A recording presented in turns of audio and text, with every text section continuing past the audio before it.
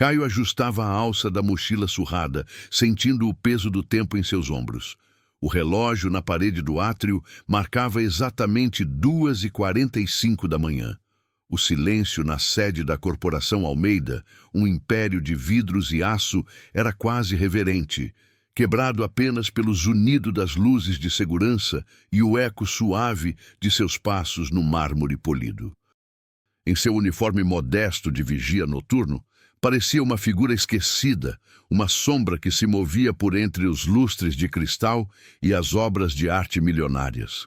Sua rotina era previsível: verificar os alarmes, inspecionar a garagem e terminar a ronda no 20º andar, o sanctum sanctorum da diretoria. Ali, na penumbra do fim de seu turno, ele permitia-se um breve refúgio.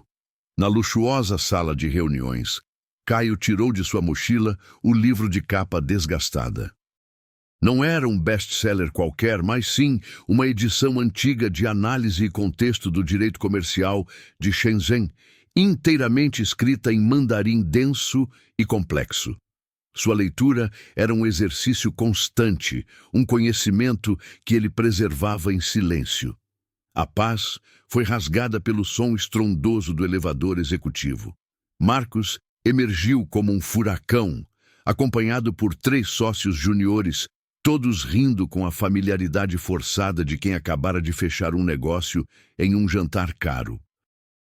Marcos, o jovem e recém-empossado diretor de expansão, era a personificação da nova arrogância.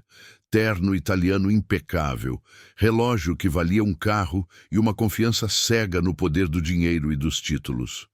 Ele parou abruptamente na porta, o riso morrendo em sua garganta.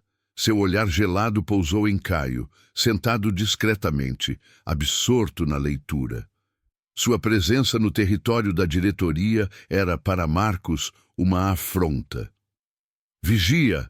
A voz de Marcos era um açoite, atravessando o silêncio. O que pensa que está fazendo? Acha que a sala do conselho é a biblioteca da sua casa?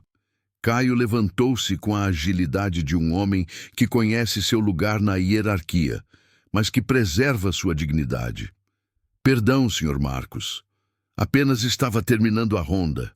Foi um lapso. O olhar de desprezo do diretor se fixou no livro. Ele esticou a mão em um gesto de deboche performático, virando a capa para os sócios. Chinês? Mandarim? Hahaha! Não me diga que o senhor está lendo Confúcio para se iluminar. Ou estaria fingindo que lê para parecer culto. Os sócios juniores, treinados em bajulação, riram alto, um coro estridente que ecoou no ambiente. Eu sim, estudei relações internacionais e finanças em Harvard, vigia, e lhe garanto. Marcos fez uma pausa dramática, jogando o livro de volta na mesa, fazendo as páginas complexas vibrar. O mandarim dos livros é muito diferente do mandarim dos contratos. Sugiro que volte para o seu posto. Seu trabalho é olhar as câmeras e manter o luxo intocado, não bancar o intelectual disfarçado. A humilhação foi completa, gratuita e cruel. Caio apenas assentiu, sem mostrar a dor em seus olhos. Guardou o livro na mochila e recuou para o corredor. Antes de desaparecer pela escada de serviço, ele viu o objeto de todo o frenesi. Uma pasta contendo a versão final do contrato de aquisição parcial pela bilionária corporação Shen, um fundo de investimento chinês. O documento, assinado pelo representante asiático e redigido em sua maioria em caracteres complexos, repousava sobre a mesa de mogno. Marcos, ainda exultante com a vitória, sorria. Ele estava prestes a salvar a empresa. Ele não sabia, mas acabara de assinar a sua própria sentença. Na manhã seguinte, a sede da empresa vibrava, mas com uma euforia que beirava a histeria. Marcos, visivelmente cansado, mas inebriado pelo sucesso, era o centro das atenções. Havia garantido o capital de resgate que salvaria a empresa. O presidente o elogiou publicamente. A diretoria o aplaudiu. Ele se sentia invencível. No entanto, a celebração foi varrida pelo vento às 10h da manhã. Um e-mail chegou de Pequim, endereçado diretamente ao comitê executivo. Seu teor era glacial e cortante, citando um erro contratual crucial e inadmissível, e ameaçando a rescisão imediata do acordo, junto com a aplicação de uma multa contratual milionária por desrespeito aos termos de diligência. O rosto de Marcos, bronzeado pelo luxo, ficou pálido, esverdeado. O pânico se instalou no ar, mais denso que a fumaça de um incêndio. A empresa, que há horas estava salva, agora estava à beira do abismo. A multa, segundo o vice-presidente financeiro, seria o golpe de misericórdia. Não havia mais margem para resgate. A crise concentrava-se no contrato. O e-mail referia-se a uma cláusula específica do anexo 4.3.1, toda escrita em mandarim legal. O vice-presidente de operações gritava, agitado: "Onde está a tradução juramentada de Marcos? Ele não verificou isso?" Marcos, suando frio sob o terno de seda, tentava se justificar. "Eu usei o serviço de tradução da própria corporação Shen. A tradução estava certificada. Eles não podem ter escondido algo tão sério. Isso é má-fé." A realidade, no entanto, era a mais cruel. A urgência da negociação, a vaidade de Marcos em fechar o acordo a qualquer custo para levar o crédito, e a sua certeza arrogante de que negócios são universais, o cegaram para a complexidade legal e cultural do parceiro. O que ele julgava ser um erro era, na verdade, uma armadilha sutil e letal. A sala de reuniões virou um caos. Advogados internos se debruçavam sobre a versão em inglês, uma tradução superficial, e o texto original em caracteres chineses complexos, incapazes de conectar os pontos. A cláusula que falava em transferência de propriedade, citada no e-mail, estava escondida em um anexo de 50 páginas, em termos arcaicos e com nuances culturais profundas. O tradutor juramentado da empresa estava em uma conferência na Europa, com retorno previsto apenas em 48 horas. O tempo estava acabando. A falência se aproximava, e o principal culpado, Marcos, era o único a gritar contra o destino, sem ter a menor ideia de como combatê-lo. Sua humilhação da noite anterior era agora o prelúdio de uma desgraça corporativa sem precedentes. A promessa de reviravolta estava plantada, mas só poderia vir de um lugar que a arrogância de Marcos nunca consideraria. A crise atingiu o pico da loucura. O CEO, um homem de 60 anos que dedicou a vida à empresa, estava à beira de um colapso nervoso. A diretoria e os advogados se reuniram em desespero, discutindo soluções caras e inúteis, como tentar barrar o processo judicialmente. A assistente sênior do CEO, Dona Clara, que havia trabalhado na empresa por 30 anos e que, discretamente, testemunhara a humilhação de Caio na noite anterior, pigarreou. Sua sugestão foi feita em um sussurro hesitante, mas a única voz de calma, em meio à tempestade. "Senhores, me perdoem a intromissão, mas o vigia noturno, o senhor Caio. Eu o vi muitas vezes lendo textos em mandarim, textos muito difíceis. Ontem, Marcos o humilhou por isso, mas talvez ele possa nos ajudar a identificar a seção do contrato, pelo menos de forma inicial."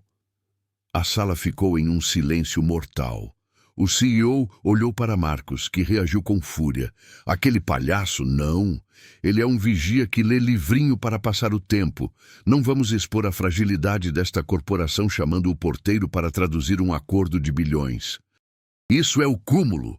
O grito de Marcos era o estertor de seu orgulho. Mas a lógica fria do desespero prevaleceu. Um dos diretores mais antigos, sentindo o cheiro da falência, interveio. Marcos, você nos colocou nesta situação com sua pressa e falta de diligência. Não estamos em posição de escolher. Traga o homem. Se ele puder identificar o parágrafo em 5 minutos, já será uma vitória. Marcos, forçado a engolir seu desprezo, pegou o interfone. Chamar o vigia para a sala de reuniões era, em si, um ato de humilhação pública, mas agora dirigido a si mesmo. Caio foi encontrado na sala de segurança, bebendo seu café ralo. Ele subiu para o 20º andar, ainda em seu uniforme modestíssimo, os sapatos de sola grossa fazendo um som incomum no carpete persa. Na sala, Marcos mal conseguia olhar em seus olhos. Ele jogou o pesado contrato sobre a mesa como se fosse um saco de lixo. Caio, ache o problema. Rápido, é o anexo 4.3.1. Essa última chance. Caio não demonstrou emoção. Não havia rancor, nem triunfo em seu olhar, apenas a seriedade de quem assume uma tarefa. Ele pegou o contrato. A capa era de um papel especial, os timbres dourados. Seus dedos, acostumados a segurar uma lanterna, manuseavam o documento com surpreendente delicadeza. Caio começou a ler. Enquanto a diretoria assistia em um silêncio tenso, Caio, com uma velocidade que desmentia sua aparência de homem simples, absorvia a complexidade do texto. Ele não apenas lia, mas parecia ponderar sobre cada caráter, compreendendo as nuances e os possíveis duplos sentidos. O antagonista, Marcos, viu as primeiras fissuras em seu poder, percebendo que a seriedade e o foco do vigia eram de alguém que realmente entendia do assunto. A ironia da situação era quase insuportável. O destino de seu bilhão estava nas mãos do homem que ele chamou de palhaço. O silêncio na sala de reuniões era tão profundo que se podia ouvir o som da caneta de Caio, riscando discretamente a margem de uma das páginas. Ele não demorou mais do que 10 minutos para chegar ao ponto crucial. Lentamente, ele colocou o documento de volta na mesa e olhou diretamente para a diretoria. Seu olhar repousou sobre Marcos, que parecia um boneco de cera, pálido e rígido. O problema está aqui, senhores. Caio começou, sua voz baixa e controlada, capturando instantaneamente a atenção de todos. Não se trata de um erro, nem de má-fé por parte da corporação Shen. É uma cláusula de teste de diligência. Caio virou a página, apontando para o texto que causava a crise. O senhor Marcos não assinou um erro. Ele assinou a ativação de uma penalidade. Essa cláusula, oculta em um anexo de rotina, diz que se o parceiro local demonstrar dúvida sobre a diligência, respeito ou capacidade de leitura integral do acordo, a corporação Shen pode exigir a transferência de uma patente crucial como garantia de sinceridade. O vice-presidente de finanças ofegou. Marcos balbuciou. Mas eu li a tradução. Ela dizia algo sobre garantia de investimento. Caio balançou a cabeça paciente. A tradução de internet, senhor Marcos, é traiçoeira. A palavra chinesa para garantia, que foi usada, tem a mesma raiz de penalidade silenciosa no contexto legal arcaico. E mais importante, a condição para ativar a penalidade é justamente a falha na leitura diligente dos termos. O twist. A armadilha não era um golpe financeiro, mas um teste de caráter e competência sutilmente embutido no contrato. E a arrogância de Marcos, manifestada no desprezo pelo detalhe e no escárnio pelo conhecimento do vigia, havia sido a ignição para o desastre. A penalidade está em vigor, Caio continuou, ignorando o rosto vermelho de Marcos, que agora se desfazia em desespero. Mas a solução também está no anexo. Caio indicou uma seção lateral e, em seguida, traduziu com fluência uma complexa manobra jurídica. Ele explicou que a lei comercial de Shenzhen permitia uma suspensão imediata da penalidade desde que a empresa local demonstrasse, em até 12 horas, capacidade superior de compreensão do texto original. Não apenas traduziu o termo, mas ofereceu uma solução de comunicação baseada em um artigo de direito chinês que ele havia estudado anos antes, sugerindo uma resposta protocolar que o fundo chinês não poderia refutar. Minha sugestão, Caio concluiu, sua voz forte como a de um juiz, é que enviemos imediatamente este anexo traduzido e a resposta protocolar que anula a penalidade. Faço a tradução final em 10 minutos. A sala explodiu em choque e catarse. O destino da empresa estava selado. A justiça instantânea havia chegado. Marcos, exposto em sua incompetência e arrogância, não era mais o herói, mas sim o traidor que quase destruiu tudo. Ele tentou argumentar, apontar o erro de Caio, mas o silêncio reprovador da diretoria o atingiu como um soco. Sua única defesa, o orgulho, estava em ruínas diante da imensidão do conhecimento e da calma do homem de uniforme simples. O resgate da empresa foi tão rápido quanto a queda de Marcos. Em menos de 2 horas, a Corporação Almeida enviou o e-mail redigido por Caio. A resposta de Pequim foi quase imediata. A penalidade estava suspensa, o acordo seria mantido, e a Corporação Shen elogiava a profundidade intelectual do parceiro local em compreender a sutileza de seus termos contratuais. Naquele mesmo dia, Marcos foi forçado a renunciar. Seu escândalo não era apenas a falha profissional, mas a exposição pública de seu caráter. Preso pelo vigia, a humilhação gratuita e sua arrogância em assinar o que não entendia se tornaram a narrativa oficial de sua queda. Ele deixou a sede da empresa pela porta dos fundos, sem o terno de seda, sem o relógio caro e sem a confiança de ninguém.